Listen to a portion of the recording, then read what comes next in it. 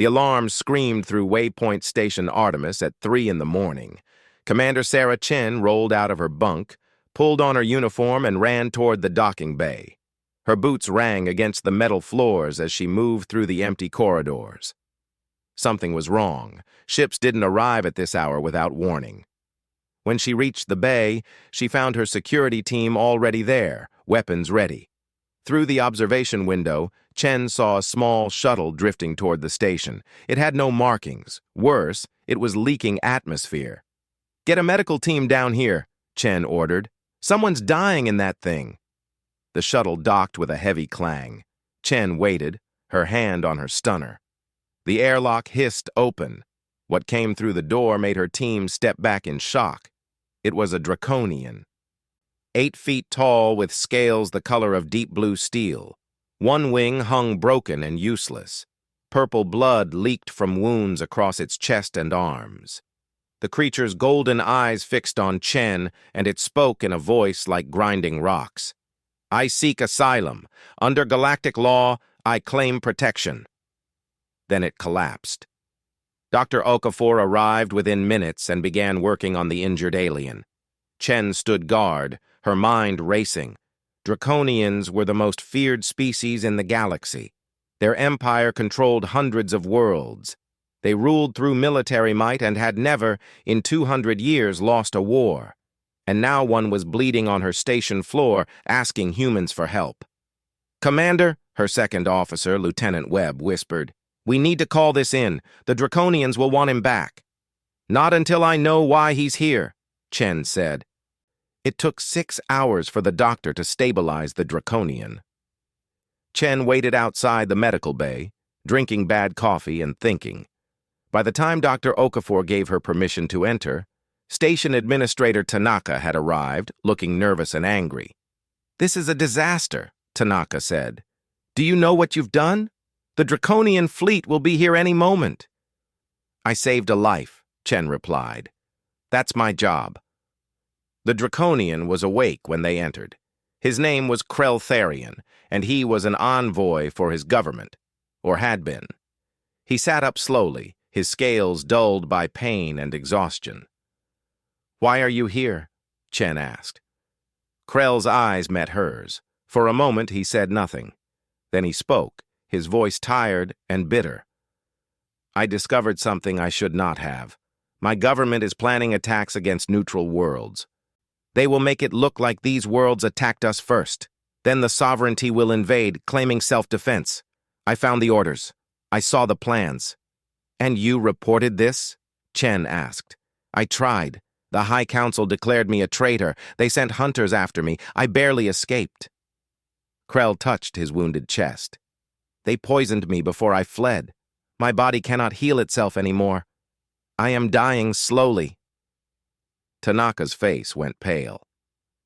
"Then we must return you. If we don't, they'll attack us. This station has 3,000 people. I won't risk them for one alien." "No," Chen said. Everyone turned to look at her. She stood straight, her jaw set in a way her team knew well. It meant she had made a decision and would not change her mind. "We're not handing him over," Chen continued. "He's a whistleblower. He tried to stop a war. That makes him worth protecting." "Commander, be reasonable," Tanaka pleaded. "We're talking about the Draconian sovereignty. They have warships. We have cargo haulers and mining equipment." "I don't care." Krell watched this exchange with confusion. In his culture, the weak were not protected. They were eliminated. The strong survived. That was the natural order. Yet this small human woman who barely reached his chest was arguing to protect him against her own leader. "Why?" Krell asked. "Why would you do this? Your administrator is correct. Your station cannot fight my people's fleet. You will die if you protect me." Chen turned to face him fully. She walked closer until she stood right beside his medical bed. When she spoke, her voice was quiet but firm. "Because it's the right thing to do. And because someone has to." Over the next 3 days, the situation grew worse. 3 Draconian warships arrived in orbit around Artemis. They sent messages every hour demanding Krell's return. Tanaka spent all his time trying to negotiate. The crew grew nervous. Some wanted to force Chen to hand over the Envoy. Chen assigned herself as Krell's personal guard. She stayed in the medical bay, ate her meals there, slept in a chair beside his bed. They talked during the long hours. She learned about his culture, his family, his life. He learned about Earth, about humanity's short but fierce history among the stars. "You are very different from what I expected," Krell said one evening. "Humans are supposed to be weak, cowardly, but you are neither." "We're protective," Chen said. "When someone is in trouble, we help." "It's just who we are." "Even when it hurts you?" "Especially then." On the fourth day, Blade Captain Zarthan arrived at the station. He was pure black scales and cold eyes. He came with an ultimatum. Either Artemis handed over the traitor, or the warships would open fire in 24 hours. Tanaka called an emergency meeting. The entire command staff gathered in the conference room. Everyone except Chen wanted to give up Krell. The arguments went on for hours. Finally, Tanaka made his decision. "I'm sorry, Commander, but I have to think of the station. We'll return the Envoy tomorrow." Chen stood up slowly. She looked at each person in the room, memorizing their faces. "No," she said. "You won't." "That's an order, Commander." "Then I quit." The room went silent. Chen took off her rank insignia and placed it on the table. Then she walked out. She went straight to the medical bay where Krell was resting. He looked up when she entered, and he knew immediately that something had changed. "They are giving me back," he said. It was not a question. "No, I am not." "You cannot stop them alone." Chen pulled up a chair and sat down beside him. She looked at this massive alien warrior, wounded and afraid, hunted by his own people. She thought about all the reasons she should walk away, all the logical arguments for why one person didn't matter. Then she pushed those thoughts aside. "I need to tell you something," Chen said. "In Earth's military history, there was an old tradition. When a soldier took responsibility for another person's safety, it was called wardship. It meant you would protect them with your life. It meant their enemies became your enemies. It was a sacred promise." Krell stared at her. "That tradition? It still exists?" "For me, it does." In the dim light of the medical bay, Krell Tharian, envoy of the draconian sovereignty, whispered words he never thought he would say. "I cannot protect myself." Sarah Chen reached out and placed her hand on his scaled arm. Her voice was steady and sure. "Good. I'll protect you." Outside, the warships waited. Inside, a promise was made. And sometimes that is how everything changes.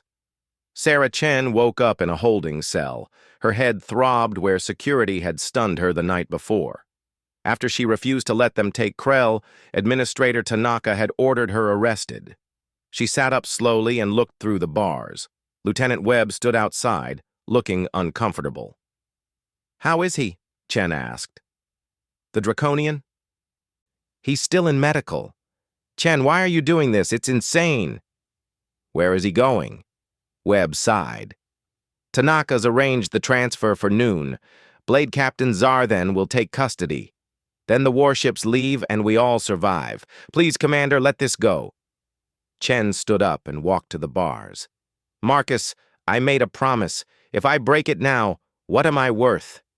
Before Webb could answer, alarms blared through the station. Emergency lights flashed red. Webb's communicator crackled with urgent voices. Something was wrong with Krell. Dr. Okafor was shouting for help. Webb looked at Chen, then at his keys. He made a decision and unlocked the cell. "Go.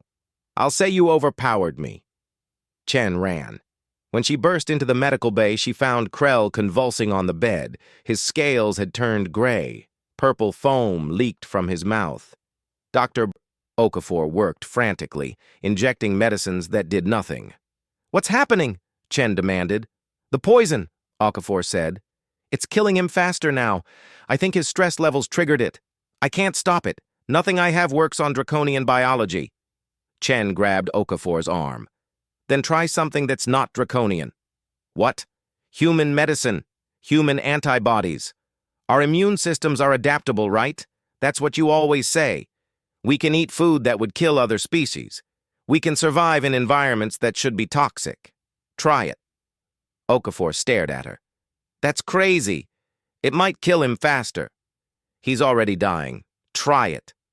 For the next 6 hours, Dr. Okafor worked with her small medical team. They synthesized human immune cells and modified them. They tested combinations of Earth medicines never meant for alien bodies. Chen stayed beside Krell the entire time, holding his clawed hand, talking to him even when he couldn't respond. "You're going to make it," she said. "I promise to protect you. That includes protecting you from poison. So you're going to make it." Slowly, incredibly, Krell's scales began to regain their color. His breathing steadied. The convulsions stopped. By evening, he opened his eyes and looked at Chen. "You should have let me die," he said weakly. "It would have solved everything." "Not for me," Chen replied. Tanaka arrived with security. He looked exhausted and angry. "Commander, this has to end. Blade Captain Zarthen is demanding the transfer happen immediately. If we don't comply, people will die." "Then let me talk to him," Chen said. An hour later, she stood in the station's main conference room. On the view screen, Blade Captain Zarthen stared at her with cold contempt. He was even larger than Krell, with scales like black armor and scars across his face. "You are the one causing this problem," Zarthen said. "You are nothing. A small human. Give us the traitor, and this ends." "No," Chen said simply. "Then you will watch your station burn." "I invoke the right of proxy combat." The room went silent. Even Zarthen looked surprised. Chen had spent hours researching draconian law. There was an old tradition, one rarely used. If someone could not fight for themselves, another could stand in their place. A ward could fight for their charge. "You do not know what you are asking," Zarthen said slowly. "I'm asking to fight you. Single combat. If I win, you leave and recognize Krell's asylum. If you win, you can take him. You will die, human. I am twice your size. My scales are armor. My strength could break you in half. This is not courage. This is suicide." Chen met his eyes. "Maybe. But it's my choice. Do you accept? Or will the whole galaxy know that the mighty draconian sovereignty was afraid to fight one human woman?" Zarthen's eyes narrowed. "I accept. Tomorrow at dawn. Prepare yourself." That night, Chen trained in the station's gym. Krell insisted on being brought down in a wheelchair, still weak but determined to speak with her. He watched her hit the practice dummy again and again. "You cannot win," he said finally. "Probably not." "Then why?" Chen stopped and turned to face him. Sweat dripped down her face. "Because you can't fight. Because you're sick and wounded and hunted. Because I said I would protect you, and I meant it. What kind of person would I be if I only kept my promises when they were easy?" "Most people," Krell said quietly. "I'm not most people." "You will die for me, a stranger, an alien. Why does this matter so much to you?" Chen sat down beside him. "Where I come from, on Earth, we have stories. Old stories about people who protected others, knights and warriors and ordinary people who stood up when no one else would. My grandmother used to tell me those stories. She said the measure of a person is what they do when no one is watching, when there's no reward, when it would be easier to walk away. This is my measure, Krell. This is who I choose to be." Dawn came too quickly. The combat was held in the station's cargo bay, the only space large enough. Crew members lined the walls. The draconian ships sent observers. Even Blade Captain Zarthen looked slightly uncomfortable as he entered the makeshift arena. Chen stood across from him, looking impossibly small. She wore light armor and carried a shock staff, the only weapon she was allowed. Zarthen needed no weapons. His claws and teeth were deadly enough. "Last chance to surrender," Zarthen said. "No." The fight began. Zarthen moved first, faster than something his size should move. Chen dove aside, rolled, came up running. She couldn't match his strength or armor. She had to be smarter. She led him around the bay, using cargo containers for cover. When he smashed through them, she was already somewhere else. She hit him with the shock staff, but it barely fazed him. He swung his tail and caught her across the ribs. She heard something crack and tasted blood. "Stay down," Zarthen growled. Chen got up. The fight went on. Chen used every trick she knew. She threw debris in his eyes. She made him charge into support beams. She targeted the joints in his armor scales. She was bleeding from a dozen wounds, moving slower, but she kept getting up. "Why won't you stay down?" Zarthen roared. "You have lost." "Not yet," Chen gasped. She had noticed something. The cargo bay's atmosphere controls were nearby. The temperature could be adjusted for different species. She had been slowly leading Zarthen toward them, positioning him just right. Now she lunged for the control panel. Zarthen followed, certain this was her surrender. Instead, Chen slammed the temperature down to freezing and released emergency fire suppressant foam. The entire area around Zarthen flooded with ultra-cold foam. Draconians were cold-blooded. The sudden temperature drop slowed him instantly. The foam coated his scales, making them slippery.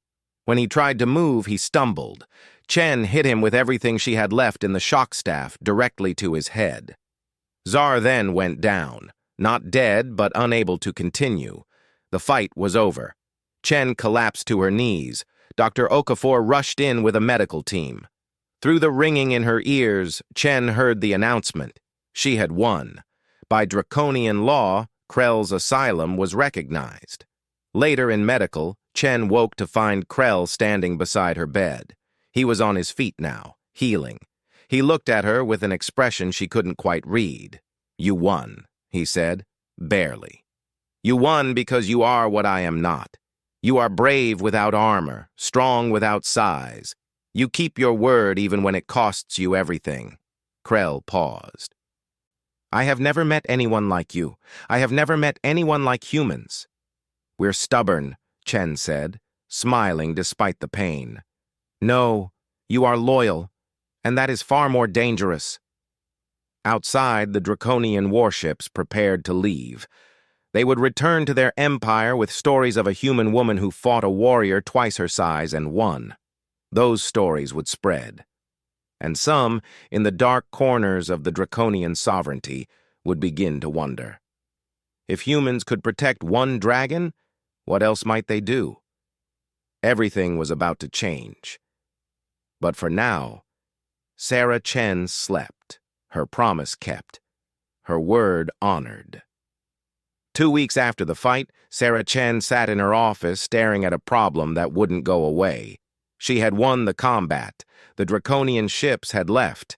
Krell was safe for now, but everyone knew this wasn't over. Without proof of the conspiracy, Krell was just a traitor. With proof, he could change everything. "The data exists," Krell said. He stood by the window, watching ships come and go from the station. He was fully healed now, his scales bright again. "I hid fragments of the evidence before I fled, 3 locations. I thought I would have time to retrieve them later. I was wrong." "Where?" Chen asked. Krell turned to face her. "The first is on Colony 7, a settlement destroyed 6 months ago. Everyone thinks it was an accident. It was not. The attack orders are in the colony computer core, if it still exists. The second is with a data broker on the black market station called the Warren. I paid him to hold encrypted files. The third is the most dangerous. It is in an abandoned draconian military outpost on the moon of Caradon." Chen pulled up a star map. All 3 locations were weeks away. All were dangerous. and the draconian sovereignty would be watching for any sign of Krell or anyone associated with him. "We need a crew," Chen said. "You mean you need a crew? I am staying here." Chen looked at him. "Krell, it's your evidence, your mission. And you are my protector. I will not ask you to die for me in another way. This is too dangerous. That's not your decision to make." They argued for an hour. Finally, Krell slumped into a chair, his tail curled in frustration. "You humans. You are the most stubborn species I have ever encountered." "Thank you," Chen said. She gathered volunteers. Lieutenant Webb, despite his doubts, immediately signed up. "Someone has to keep you alive," he said. Dr. Okafor joined them, insisting they would need medical support. 3 others volunteered, all from the security team. They had watched Chen fight Tsar then. They believed in her now. Administrator Tanaka tried to stop them. "You have no authority, Chen. You resigned, remember? Then we're private citizens on a private trip. You can't stop us." They left on a small transport ship 2 days later. Krell came with them despite Chen's protests. "It is my evidence," he said, throwing her own words back at her. "My mission." Colony 7 was their first stop. The settlement floated dead in space, its atmosphere vented, its lights dark. They docked carefully and entered in pressure suits. The colony had been home to 500 people. Now it was a tomb. Webb found the first body, then another. Children, families, all killed in their sleep when the life support was sabotaged. Chen felt sick. Krell stood very still, his face unreadable behind his helmet. "This is what my government did," he said quietly. "This is why I ran." They reached the computer core. It took Dr. Okafor 3 hours to retrieve the data. While she worked, Chen and Webb searched for survivors. They found one. A little girl, maybe 7 years old, hiding in a storage locker. She had been there for months, surviving on emergency rations. "We're taking her with us," Chen said. "We don't have time," Webb argued. "We're taking her." They carried the girl back to their ship. Dr. Okafor started treatment immediately. The girl's name was Emma, and she cried when she realized she was safe. Chen held her while she slept, thinking about all the other children who hadn't survived. The Warren was worse in different ways. The black market station orbited a dead star full of criminals and smugglers and people who asked no questions. The data broker was a slug-like alien named Vex, who smelled like rotting fruit. "Oh yes, I have your files, Dragon," Vex said, his multiple eyes blinking. "But prices have gone up. The Draconians are offering a reward for information about you. A big reward." "How much do you want?" Chen asked. "More than you have, human." What followed was tense negotiation. Chen offered credits. Vex laughed. She offered trade goods. He refused. Finally, Krell stepped forward and did something that shocked everyone. He removed his family crest, a piece of jewelry worth more than the entire station. "This," Krell said, "for the data and your silence." Vex's eyes widened. He took the crest and handed over a data chip. They left quickly before he could change his mind or alert anyone. On the ship, Chen found Krell staring at his bare chest, where the crest had been. "That was your family's symbol," she said. "It meant everything to you." "The truth means more," Krell replied. The third location was the hardest. The abandoned outpost on Caradon's moon was deep in Draconian territory. If they were caught, no law would save them. They approached carefully using an old smuggler's route that Webb knew. The outpost looked empty from orbit. It was not empty. When they landed and entered the facility, they found it occupied by squatters, Draconian deserters, criminals, people who had fled the sovereignty's harsh laws, about 20 of them, led by a scarred dragon named Kress. "Envoy Kreltharian," Kress said with a mocking bow. "We heard you were dead. Pity that's not true. There's a bounty on your head, enough to buy a new life for all of us. Chen's team drew weapons. The deserters did the same. They were outnumbered 4-1. Krell stepped forward, placing himself between Chen and the others. "I am not your enemy," Krell said. "The High Council is. I have proof of their crimes. Help me expose them and they will fall. You could go home. All of you." "Home?" Kress laughed. "There is no home for us. We are marked, traitors, just like you." "Then help me change that." For a long moment, no one moved. Then one of the younger deserters, a dragon with green scales, lowered her weapon. "I left because I would not kill innocents. They ordered me to destroy a hospital. I refused. If you truly have proof of the Council's crimes, I will help you." Others followed. Not all of them, but enough. Kress and his loyalists left, taking half the group. The rest helped Chen's team search the outpost. They found Krell's hidden data in an old storage locker, but they also triggered an alarm. "The facility's automated defenses," one deserter shouted. "They're still active." Blast doors slammed shut. Gun turrets emerged from the walls. The outpost's security system didn't care who was inside. It was programmed to eliminate intruders. The team ran for the exit as explosions rocked the corridors. Chen and Krell were separated from the others. They ended up in the facility's control room, trapped. The security system was closing in. Krell tried to hack the controls, but the system kept locking him out. "Go!" Krell told Chen. "There's an air duct behind you. You can fit. I cannot. Take the data and run." "Not happening." "Chen, please. You have done enough. You have given me everything. Let me give you this. Let me protect you for once." An explosion shook the room. Fire spread across the ceiling. Chen grabbed Krell's arm. "Remember what you said? That I'm stubborn? You have no idea. We're getting out together or not at all." She pulled Krell toward a service tunnel. It was too small for him, but Chen found an emergency plasma cutter. They cut through the walls, making their own path. The facility collapsed behind them as they ran. They reached the ship just as the entire outpost began to explode. Webb got them airborne. They escaped into the black of space as Caradon's moon lit up behind them. Everyone was hurt. 2 deserters had died helping them. Emma cried in the corner. Dr. Okafor worked on the wounded. Chen sat with Krell in the cargo hold. They were both covered in soot and blood. The data chips were secure in her pocket, containing everything they needed to expose the conspiracy.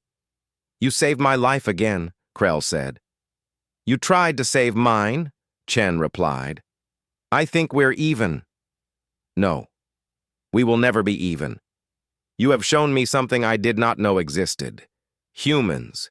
You are incredible, terrifying, wonderful. You should not care about one dragon. You should not fight for someone who is not your species. But you do. You always do." Chen smiled tiredly. "It's called friendship, Krell. You might want to get used to it." As their ship jumped into faster-than-light travel, heading toward neutral space and the Grand Assembly, Chen looked at the data chips. Soon the whole galaxy would see the truth. Soon everything would change. But right now, she was just glad they were all alive. She had promised to protect Krell. Instead, they had protected each other. And that, she thought, was better. The Grand Assembly Station was the largest structure Sarah Chen had ever seen. It hung in neutral space, a massive sphere where every spacefaring species had representation.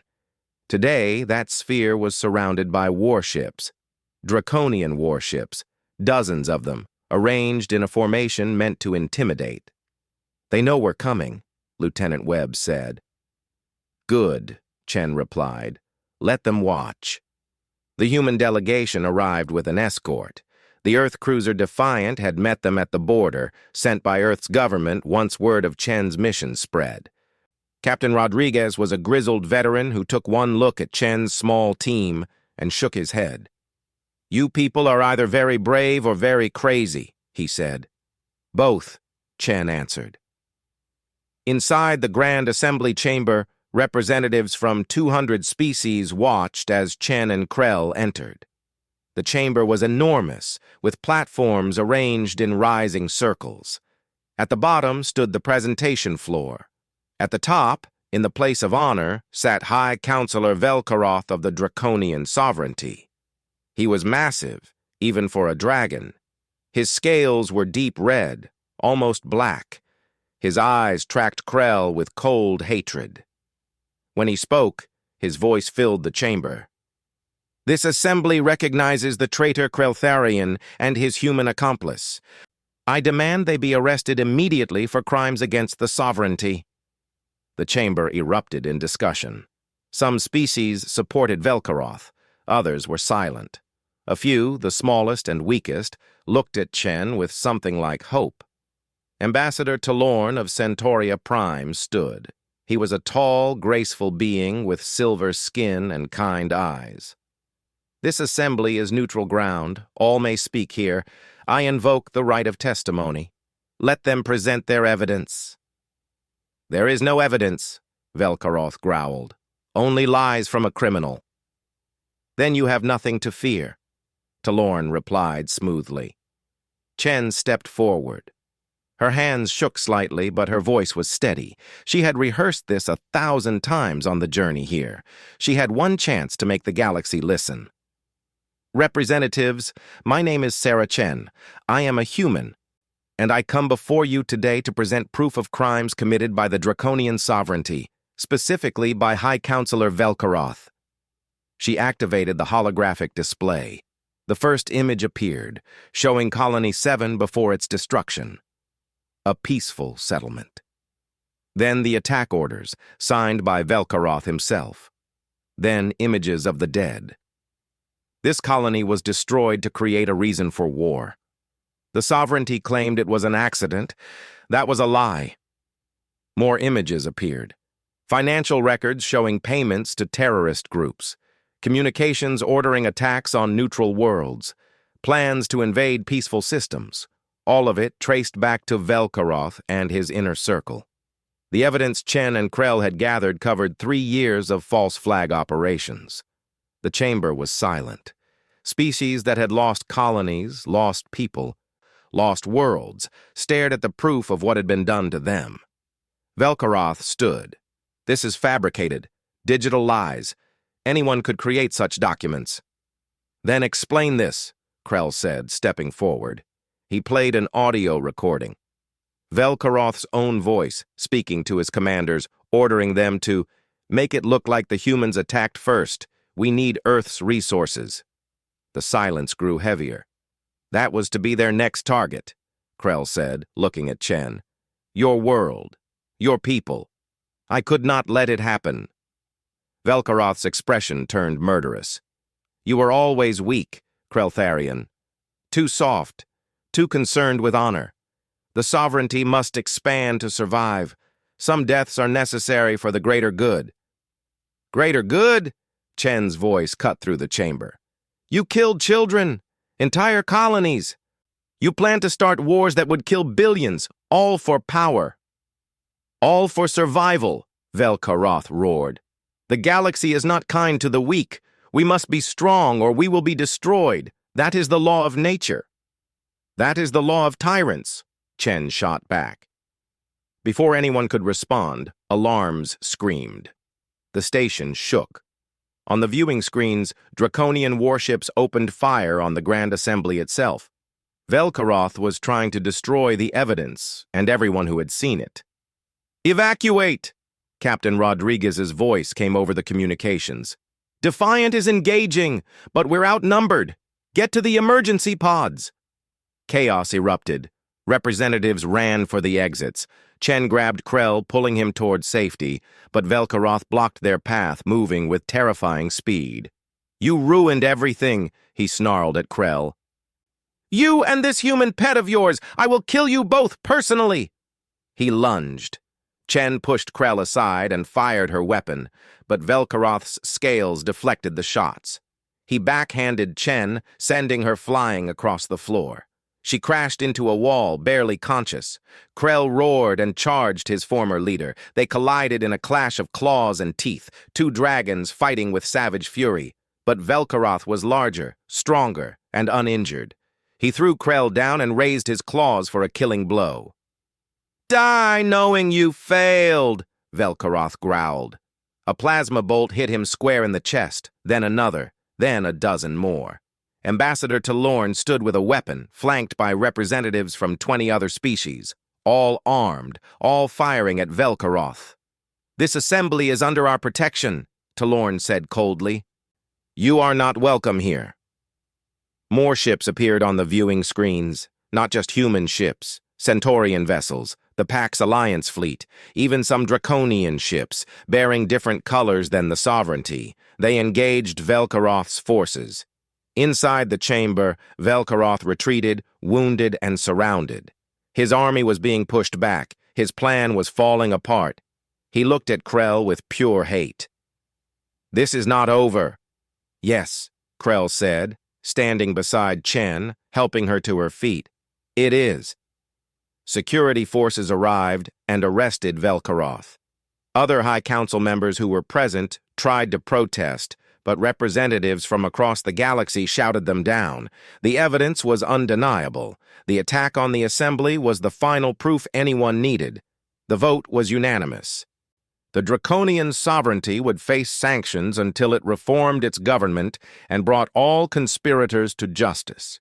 Any Draconian who wanted to defect or testify against the old regime would be granted asylum. The galaxy, for the first time in 200 years, stood united against the sovereignty's aggression.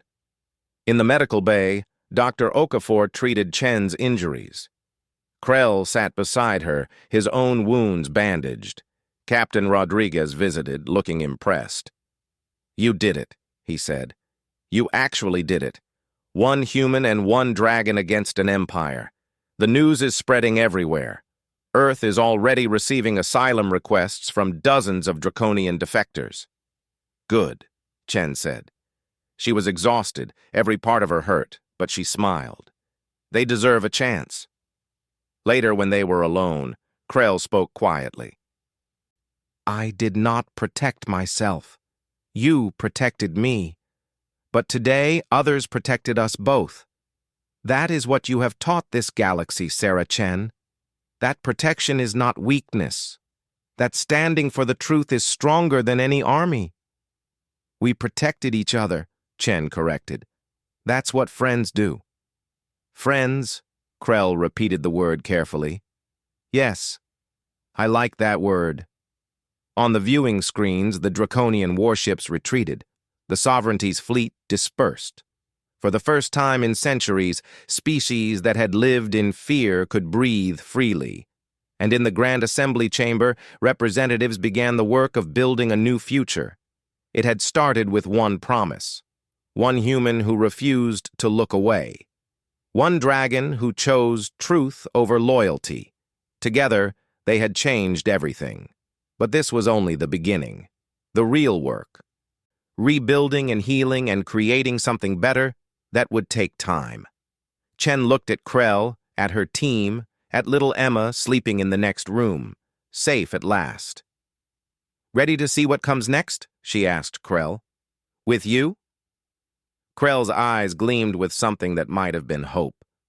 "Always." Outside, the stars waited, and for the first time in a long time, the future looked bright. 6 months after the trial, Sarah Chen stood on the observation deck of Waypoint Station Artemis and watched ships arrive from every corner of the galaxy. The station had changed. It was twice as large now, with new docking bays and living quarters. What had been a forgotten outpost was now one of the most important diplomatic stations in known space. Administrator Tanaka had retired. Chen had replaced him, though she still preferred being called commander rather than administrator. Some habits were hard to break. 73 ships today, Lieutenant Webb said, walking up beside her with a datapad. Representatives from the Pax Alliance, the Centaurian Coalition, the Free Draconian States, and about 40 other species. They're all here for the ceremony. I still think this is too much, Chen said. You saved the galaxy. Let people celebrate a little. Down in the main plaza, preparations continued for the official opening of the Asylum Sanctuary. The new building was enormous, designed to house refugees and defectors from any species. It had medical facilities, legal aid offices, and living spaces for thousands. The idea had been simple. If one human could protect one dragon, why not build a place where everyone could find protection? Funding had come from unexpected places. Species that had been victims of the sovereignty's false flag attacks donated generously. Earth's government contributed. Even some draconian colonies sent support. Within months, the sanctuary was built. Today was opening day. Chen made her way to the plaza. Crowds filled every available space. She saw faces from 100 different worlds. Some she recognized, many she did not. They had all come to witness this moment. On the main stage, Ambassador Talorn was speaking. His silver skin caught the light as he addressed the crowd.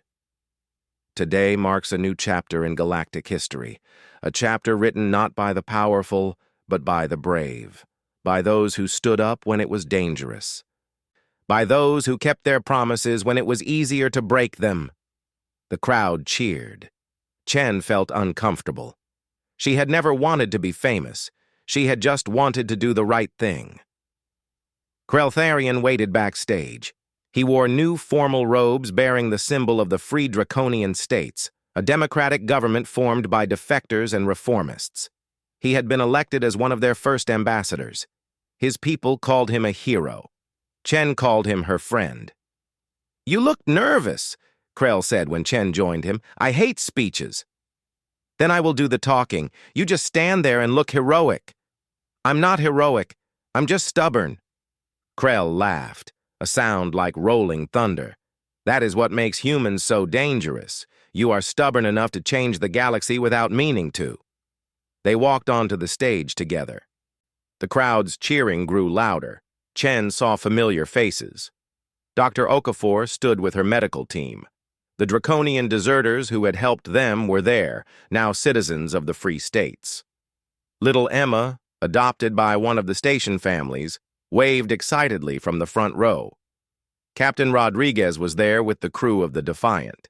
Even some of Chen's old security team, the ones who had wanted to give up Krell, had come.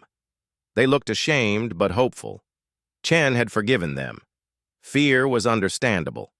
What mattered was what you did after the fear passed. Krell stepped to the microphone. 6 months ago I was dying, hunted by my own government, alone in a galaxy that feared my species. Then I met Commander Sarah Chen, and she said 4 words that changed everything. "I will protect you." He paused, looking out at the crowd. Today, we opened this sanctuary to honor that promise. Not just her promise, but all of our promises. We promise that anyone fleeing tyranny will find safety here. Anyone speaking truth to power will find support. Anyone who cannot protect themselves will find protectors. The crowd erupted in cheers again. Krell continued. The draconian sovereignty ruled through fear for 2 centuries. They made us believe strength meant cruelty, that survival required oppression. They were wrong. Commander Chen taught me that real strength is protecting others. Real survival comes from helping each other. That is humanity's gift to the galaxy. He turned to Chen. And I am honored to call one human my friend. Chen stepped forward, her heart pounding. She had prepared a speech, but now, looking at all these faces, the words seemed wrong. She spoke from the heart instead. I did what anyone should do. Someone needed help. I helped. That's all. But I learned something too. I learned that we're stronger together than apart. That differences in species, culture, or history don't matter as much as shared values. That one person keeping one promise can start something bigger than themselves. She looked at Krell.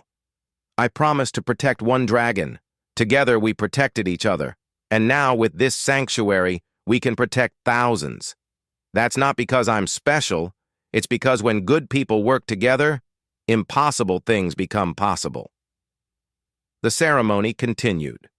They officially opened the sanctuary. Representatives from across the galaxy signed the founding charter, pledging to support the sanctuary and its mission. It was historic. It was important.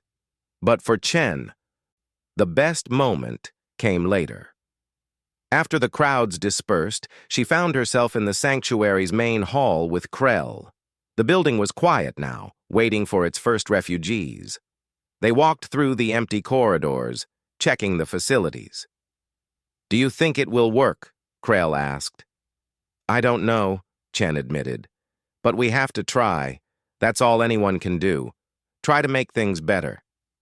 They reached the main entrance. Above the door, a plaque had been installed. It read, "No one should have to face danger alone. Here you will find protection. Here you will find hope. Here you will find home." "It is a good motto," Krell said. "It's a promise," Chen corrected. "And we'll keep it." As if to test that promise immediately, alarms sounded. A ship was approaching, damaged and requesting emergency landing. Chen and Krell rushed to the docking bay. The ship was small, barely functional. When it landed and the airlock opened, a figure stumbled out. It was a young draconian, maybe 20 years old. Her scales were dull green and she was wounded. She collapsed immediately. Medical teams rushed to help her. As they loaded her onto a stretcher, she grabbed Chen's hand. "Please," she whispered. "They are hunting me. I tried to report corruption in my colony. They called me a traitor. I heard about the sanctuary, about the human who protects dragons. Please, I cannot protect myself." Chen felt something twist in her chest. It was like meeting Krell for the first time all over again. She squeezed the young dragon's hand gently. "Good," Chen said. "I'll protect you." The young dragon's eyes widened with relief before she passed out. The medical team took her away. Krell stood beside Chen, watching. "It is starting again," he said. "Yes," Chen agreed. "And again, and again. For as long as people need help. That could be forever. Then we'll be here forever." Over the following weeks, more refugees arrived. Word spread quickly through refugee networks and resistance groups. Waypoint Station Artemis became a symbol of hope. The sanctuary filled with people from dozens of species, all seeking protection from persecution, war, or injustice. Chen worked 18-hour days. She mediated disputes, arranged asylum hearings, coordinated with legal teams, and personally greeted every new arrival. She made the same promise to each one, "I will protect you." And she kept that promise. Every single time, the galaxy was changing. The draconian sovereignty had fractured into multiple governments. Some remained hostile, but others embraced reform. The Grand Assembly passed new laws protecting whistleblowers and refugees. Species that had once been enemies began talking, trading, cooperating. It was not perfect. There were still conflicts, still injustices, still people who chose cruelty over compassion. But there was also hope. And that was new. One evening, Chen stood on the observation deck watching the stars. Krell joined her, as he often did. They stood in comfortable silence for a while. "Do you regret it?" Krell asked finally. "Your life is more complicated now, more dangerous. You could have walked away that first night when I arrived." Chen thought about it. She thought about the fights, the injuries, the sleepless nights. She thought about the young draconian woman now recovering in the medical bay. She thought about little Emma laughing with her new family. She thought about all the people who had found safety here. "No," she said. "I don't regret it. I made a promise to you. That promise became something bigger. It became this, and this matters." "Yes," Krell agreed. "It does." They watched ships come and go in the darkness. Each ship carried people with stories, with hope, with the belief that somewhere in this vast galaxy, someone would help them. And at Waypoint Station Artemis, someone would. Sarah Chen had learned something important over these months. One person could not save the galaxy, but one person could save one life. And if enough people did that, if enough people kept their promises and protected each other, then maybe the galaxy could save itself. She looked at Krell, her friend, her partner in this impossible work. Ready for tomorrow? Always, Krell replied. What does tomorrow bring? Chen smiled. More ships, more people who need help, more promises to keep. Then let us keep them. The stars shone overhead, full of possibility. The sanctuary stood ready, its doors open to anyone who needed protection. And somewhere out there, someone was running, afraid, alone, hoping they could find safety. They would find it here. They would find Sarah Chen and Kreltharian and all the others who had learned that protecting each other was not weakness, but strength. The dragon Envoy had whispered, I can't protect myself. The human had said, Good, I'll protect you. And from those words, everything had changed. Not just for them, but for the entire galaxy. Because sometimes the most powerful thing in the universe is a promise kept. And Sarah Chen always kept her promises.